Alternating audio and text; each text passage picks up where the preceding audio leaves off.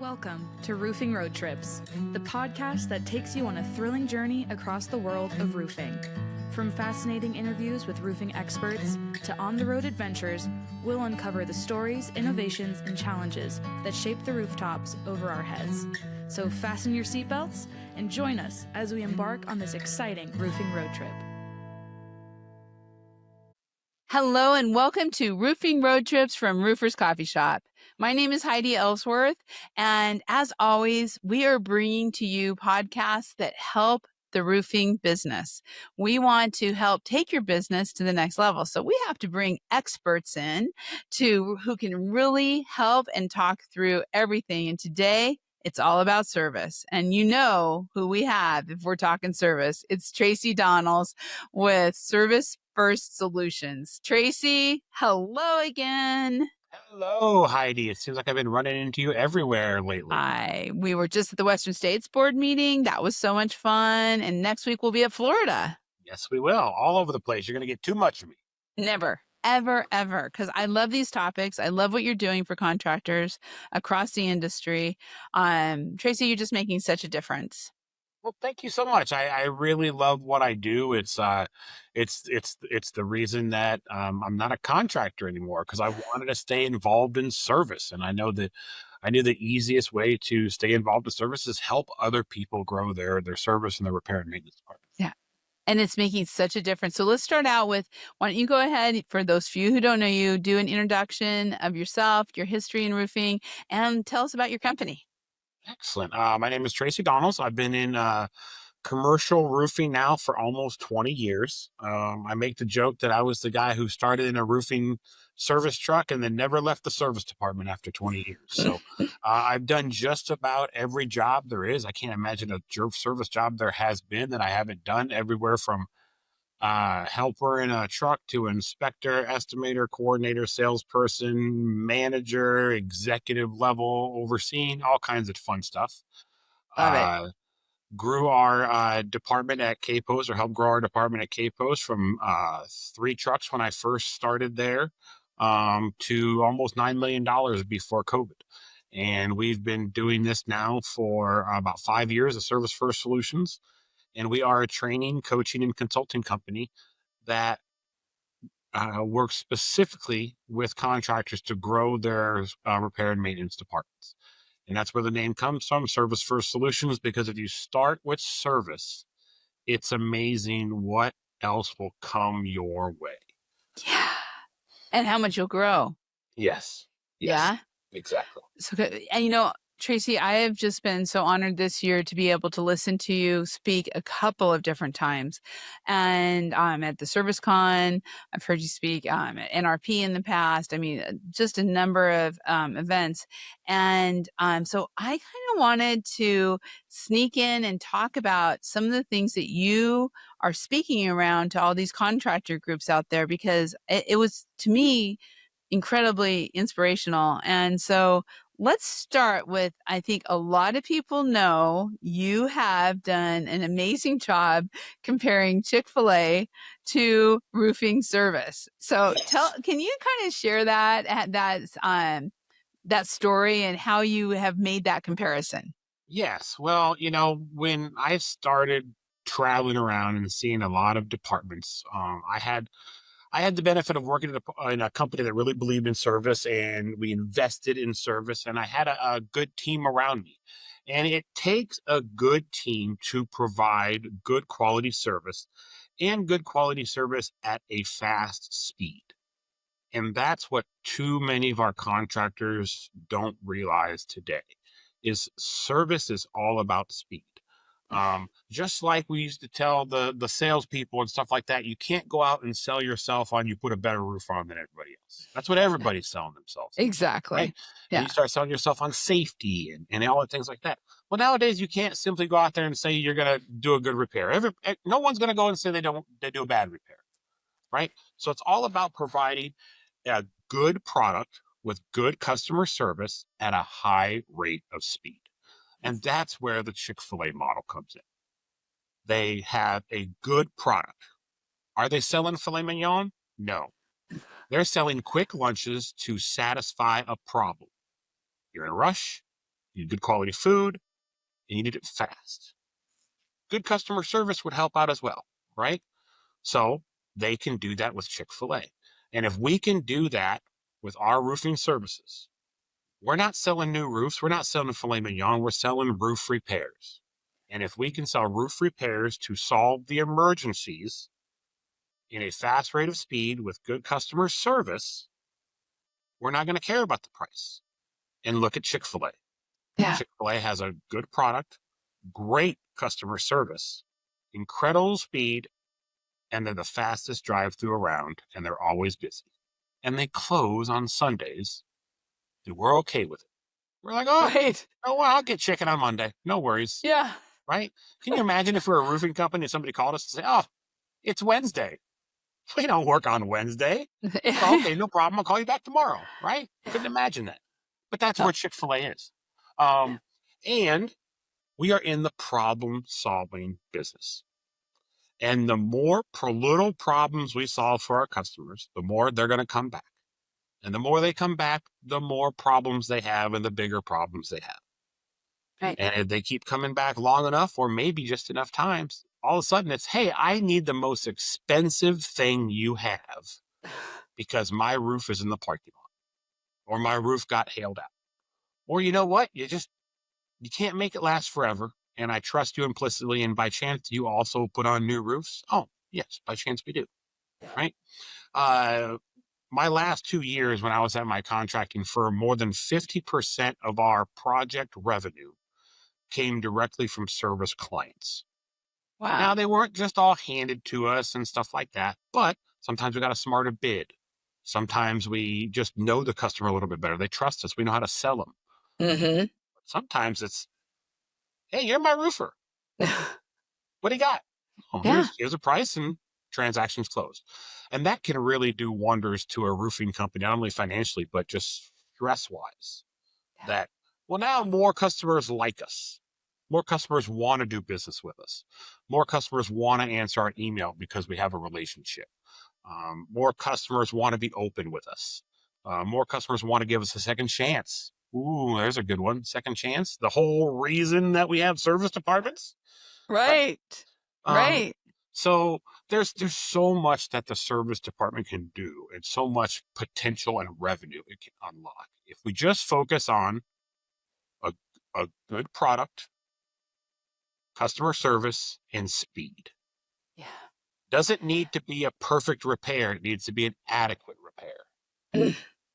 And, I think one of the things too that you really talk about is with Chick-fil-A, they have a process, right?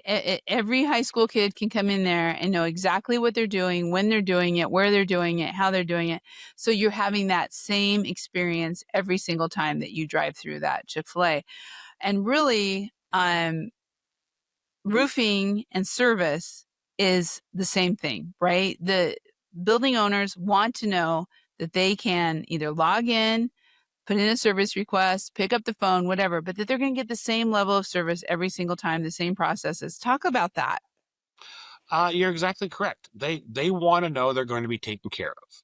They want to know that they have a trusted partner that they can communicate with and say, hey, I have an issue, and they're going to get to the resolution of that issue ASAP with the team, right? And then you come back to the Chick-fil-A drive-through, right? Well, if we're growing, if we're doing a lot, we can't wear multiple hats, right? The person at Chick-fil-A who takes your order, who's standing outside in the 95-degree heat, doesn't then run inside and start making chicken nuggets when you order a number 2, right? It's not how it works. Their job is to sit there and make orders. And the next person does their job, next person does their job, next person does their job. And when they're really busy, you know what the manager's doing? The manager's managing. The manager isn't also cooking or running the register or outside taking orders. They're managing, they're helping their team, they're managing their team. So you go through the process, right? And what that also allows is for us to get this done with just normal, good quality people who have been trained.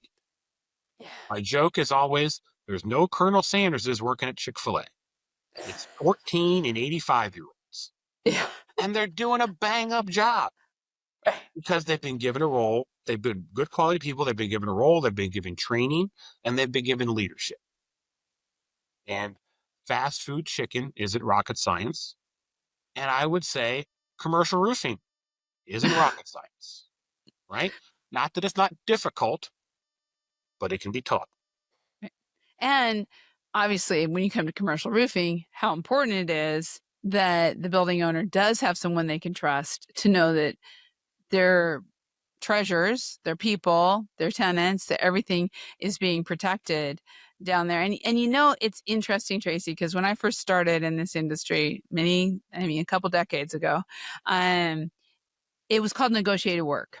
And that's how people called it. They said it's negotiated work. We've negotiated with this building owner. We're going to give him a new roof. We're going to do some maintenance over here and stuff. They didn't even call it service and maintenance until probably 10, 15 years ago.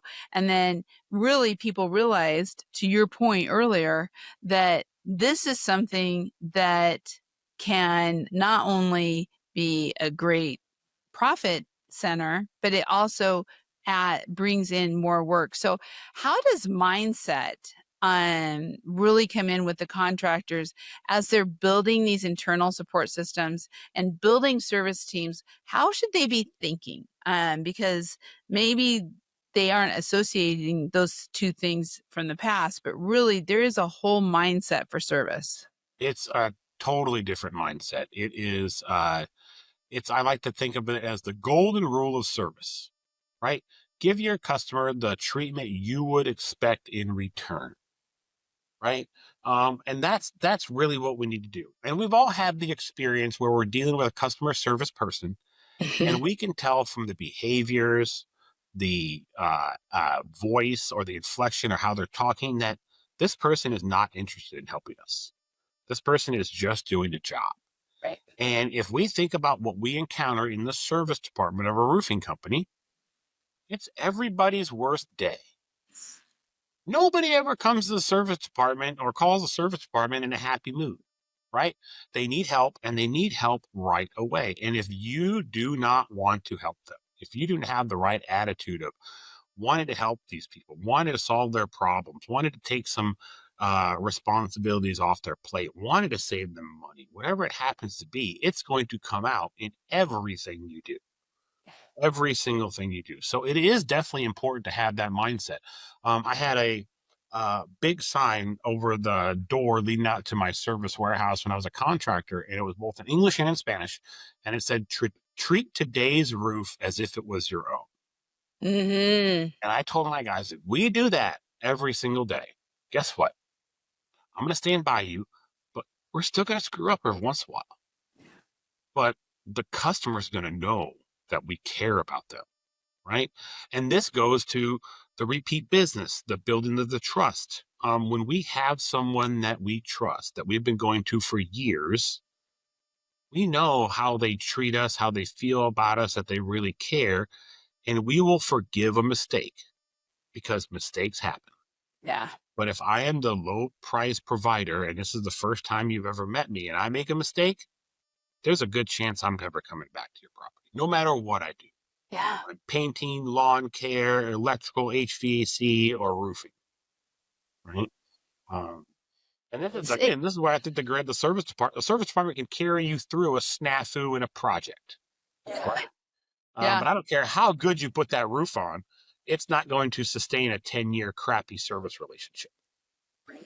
And that relationship, I think, is what is so critical, because to your point, how often do you get a new roof, right? If commercial, maybe 10, 15 years, residential, obviously much longer.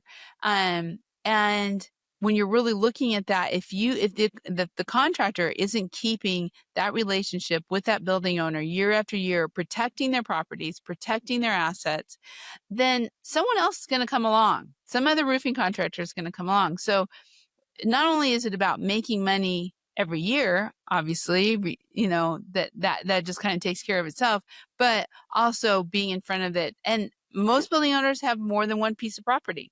So as you kind of are looking at your overall profit centers, how do you kind of weave service in, not only to its own profit center, but also to helping the rest of the business? So usually where I find that is with the overturn, right, from service to sales and stuff like that. And there is, I hate the term, and this is where we're getting the term like the house accounts and stuff like that, and things that service runs, and I don't like that term, right? That term makes it sound like, well, they're house accounts, so we can do less to impress them or to be of good service to them or stuff like that. Um, and to your point, this is all about relationships, Yeah. right? We are service providers. Nobody hires a service provider that does bad work. Okay, we got that fixed. All the roofers do good work, right? I've never done a presentation that says, "Oh yeah, we do bad repairs." Everybody does good work. Okay. Well, also, no one hires a service provider that they don't like, Yeah. right? Who's Right. going to invite someone to come back to their property or their house or their multiple properties that they don't like? I don't care how good the work is, right?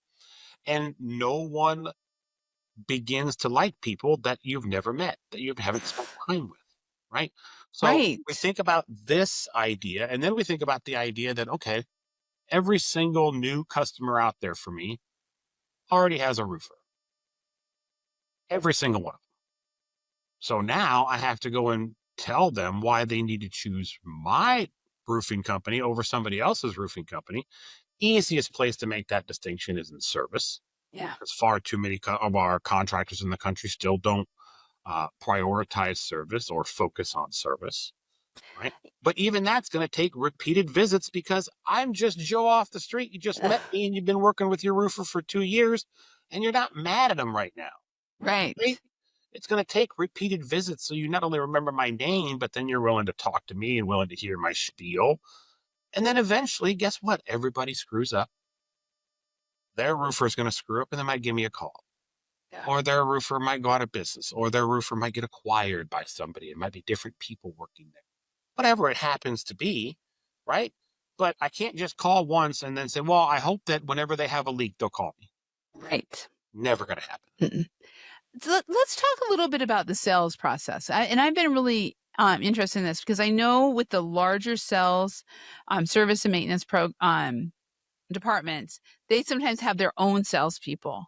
But I think which is great, but I think the really successful companies are the ones where preventative maintenance, service and maintenance, all of that, the warranties, everything start with every single salesperson. Every single salesperson who's with, whether they're selling a huge Walmart roof, they're also talking about service during that sale. And then it's all part of that initial roofing process. Talk to us about kind of the differences between your more traditional salespeople, including service as they're selling new roofs, and then having salespeople who are just working on service side of things. Right. I think if you have someone who is let's say an industry expert who knows roofing, right, and is also has the customer's best intentions in heart. What I mean by that is they call up and ask for a re-roof, and we go tell them they don't need a re-roof, Yeah. right? And that is usually the rub. But if I'm doing things right, not overselling, provide customers what the solution to the problem they have, not the problem they think they have, right? And I have the capability of selling both re-roofs and new and repairs. I say do it, right? And you have to have a good comp program and all kinds of stuff like that to make sure we're balanced out, all that kind of fun stuff. So I think you can definitely do it. Where I see when they split is usually a lot of times the bigger companies and stuff like that, because we forget that it is personal, right? Yeah. If I have a big account, let's say big account, multiple millions of square feet, 5, 6, 7, 8 property managers, right? Mhm. A couple of assistant admin or assistant property managers, probably a couple building engineers in there as well. That could be 13, 14 people that I got to stay in touch with to make sure that this one account is not only happy, but growing, right? Yes. The easiest Yes. customer to sell is the last customer you sold. Right. right? Your Right. biggest customers are going to continue to get bigger. And if I'm not visiting them every so often, I'm not going to know they bought a new portfolio. I'm not going to know they promoted Betty from assistant property manager to property manager. Now she's got 3 buildings of her own. Right. I might Right. not know all this stuff if I'm not in front of them. If I'm not in front of them, to your point, someone else is going to be in front of them and say, hey, has that Tracy service department screwed up lately yet? Because if he has, I'd be willing to step in right now. Yeah. That, you know, it's interesting how you say this too, because that just totally makes me think as because if you are a traditional salesperson out there selling re-roofs, right? And you know this property doesn't really have any roofs that are going to be ready for re-roofs yet, you're not going to be spending time with them. You're not going to be focused on them. Whereas if you have a service sales team, they aren't going to care. They're going to be focused on every single building owner and every single customer because service is all the time. Extreme weather, just wear and tear, whatever it may be, people on the roof, new equipment. And so that makes so much sense. We think about, the compensation programs we have and the bonus programs we have, and I can have the company at the have the best of intentions to treat my company right, teach my customer right, but there also might be some times out there where I just need the money, and they're kind of on the fence and they need a re-roof or they don't need a re-roof, but I think I could sell them a re-roof, right? Yeah. And I will tell you almost the best sales tactic I ever had running my service department was I don't make any money if you buy a re-roof. Yeah. If you want to buy a $2 million roof, great. That's somebody else. Someone else going to get a bonus and wonderful. If that's what you need, great. But I make the most money if I can keep you from making your biggest expensive purchase for as long as possible. Right. And then Right. be here when you need it. Right. And be here when you need it. When we can't help you anymore, we're probably helping you longer than we've told you. We're probably telling you by now. Hey, eventually we're gonna hey, we can't save this roof. We can't save this roof. This roof's done. No, I think you can. I think you can do it. But eventually, Yeah. But if you actually have the customer's true intentions at heart, but I just come in there and you don't need a roof, and if you buy one, I ain't gonna make a dime. Why don't you buy my $5,000 repair instead of the $180,000 roof? Yeah. Makes sense. Okay, so what you really focus on and what you are just excelling in the industry with right now is training, right? So it's training. And I want to talk about that across the board because there's so many areas that need training. I mean, from the owner of the company on why service, which, obviously has to be a huge training education moment, to the more traditional re-roof team, to starting a service department, then working with that service department, and then training the crews, the technicians who are going out there. Talk about that process of really working with the business and providing training on creating a successful service department from the top all the way to the people who are in the trucks heading towards the roof. Yeah, I think that's a good point because it does take everyone, right? It is a culture, right? Service is a culture. Safety is a culture, right? You've even been in some companies where sales is a culture, right? Culture eats breakfast for what are they? Culture eats strategy for breakfast every day. Yeah. So it definitely is a culture from the top down, right? The owner has to know why we have a service department, has to believe in service, because if they don't think we should have the customer's best intention or our best intentions at heart, there's no way that the people below them are going to. Right. Exactly. Right? So it really has to start from the top on not only why service is important, but why speed is important. Speed comes down to capacity. Capacity comes down to people. People come down to payroll, right? And the owner controls the payroll a lot of times. So a lot of times it starts with the owner. But everyone below that has to have some kind of foothold in service as well. You talked about salespeople, right? Knowing when to sell them a re-roof, when to not sell them a re-roof. Yeah. Know to include that preventive maintenance package into the re-roof. So we keep working with them over and over again, and we get to re-roof the building maybe, every 20 years. Or I Right. come from Texas, maybe every 4 years. Yeah. Yeah. You You never never know. know what happens when you're in a storm area. Yeah. Um, and how to sell that preventive maintenance and how to have those conversations with new customers or potential new customers who already have a roofer or two that they use, right? And what are the tactics to get past that gatekeeper? What are the questions to ask to start biting off the little problems so we can start building the trust with the little problems, right? Yeah. To a service manager running a department, to a service estimator, to not only how to inspect a roof, but the nuts and bolts of roofing, but how to price it out, how to read blueprints, and how to bid TI work, all that kind of stuff. Yeah. How to make your proposal easier to read, easier to buy, easier to understand, all that kind of stuff. How to design and carry out a preventive maintenance program. Right? Mm-hmm. Preventive maintenance programs I see today are far too complicated. They need to be simple to carry out is simple to sell, Yeah. simple to explain. Right, and if I can explain it easily, I can sell it easily, and we can carry it out easily. I love that. And you mentioned the field, and Yeah. that's a lot of the biggest one. Um, I love all my same manufacturing friends, right? But they want to train you how to lay down millions of square feet of membrane at a time. We're never doing that in the service, right? About 10% of our time on the roof is spent repairing, and a good 90% is spent either investigating, cleaning up, documenting, communicating, whatever all the other stuff is. So much less of it is actually on the repairs. But that doesn't mean we don't need to be trained on it. And we need to be trained on lots of other stuff if I'm a field technician. This Yeah. is my most important tool. If I'm a field technician, it's this phone right here.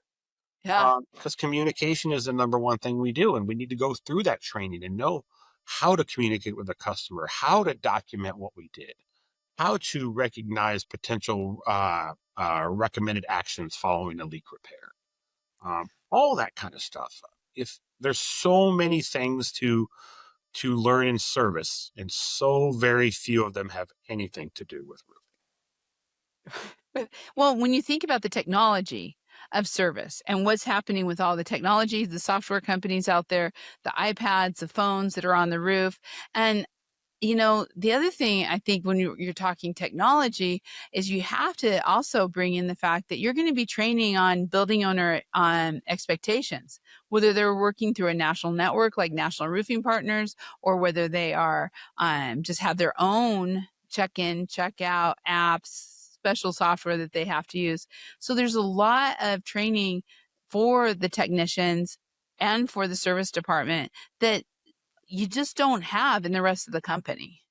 Yeah, it's specialized. We have to do it this different way, and we may have to do it a different way 3 times in one day, because I go to a JLL building one day and I have to use this app, and then I go do work for a third-party company the next, and I got to do a different app, and then I go to, I don't know, the airport to fix a leak, and there's a whole different slew of processes and stuff. Yeah.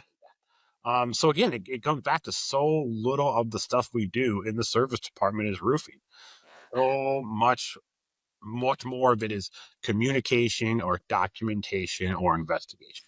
Yeah. And when you say documentation and speed, which you talked about earlier, that is the other one, because in service and maintenance, often you're looking at leak control, you're looking at things that are critical right then. And those national accounts, those national softwares, the national building facility managers and stuff, they want their invoices, they want their reports, they want everything that fast.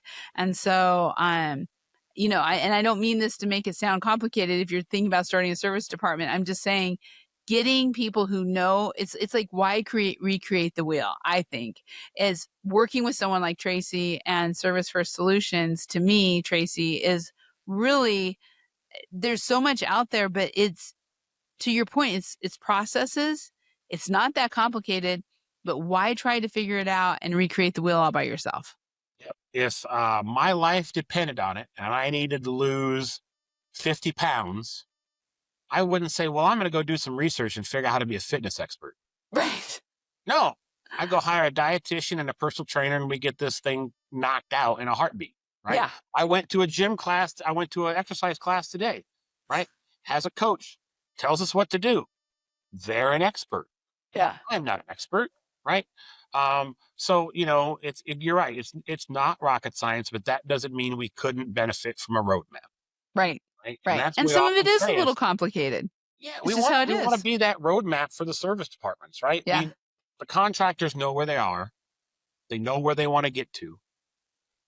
Why not have someone help you avoid some dead ends, show you some shortcuts? And if you get stalled out on the side of the road because maybe life happens or business happens or weather happens or whatever happens in that goes on, get something to get us back up on the road and get us jump started and give us a little boost. Yeah. Right?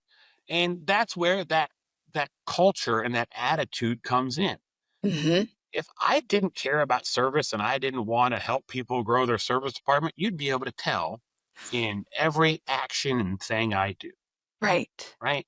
But you can tell by how I get a little jazzed up about this. I love doing this. Yeah. Right.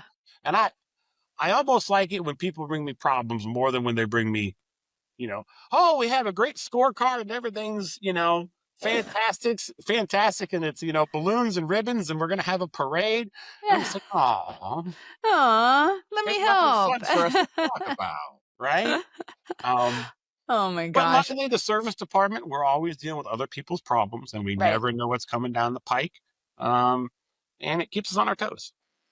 I love it. Tracey, thank you. Thank you for this great conversation. Thank you for everything you do for the industry and how much you're helping the professionalism of the industry overall. And service and maintenance really is key to the increase of professionalism within the roofing industry over the last couple decades. And there's just no question about it. So thank you for everything you do. Thank you so much, Heidi, and I look forward to seeing you next week. I know. I can't wait. It's going to be so much fun. We're going to be talking again there. For everybody out there, this is how you get started. This is how you get started with a service program. Or if you have a service program, you're just like, man, I want to supercharge it a little bit. I want to take it to the next level. Tracey and his team are amazing. So please check out their directory on Rivers Coffee Shop and follow them. We have a number of podcasts. We have a number of videos that we've done, and this can change your business. So one last time, thank you, Tracey, and I'll see you next week. Thank you so much, Heidi. Take care. Thank you. Please, everybody, like I said, check out the directory, but check out all of the podcasts under the RLW navigation. Be sure to subscribe and set those notifications on your favorite podcast channel so you don't miss a single episode. We'll be seeing you next time on Roofing Road Trip. If you've enjoyed the ride, don't forget to hit that subscribe button and join us on every roofing adventure. Make sure to visit rooferscoffeeshop.com to learn more. Thanks for tuning in, and we'll catch you on the next roofing road trip.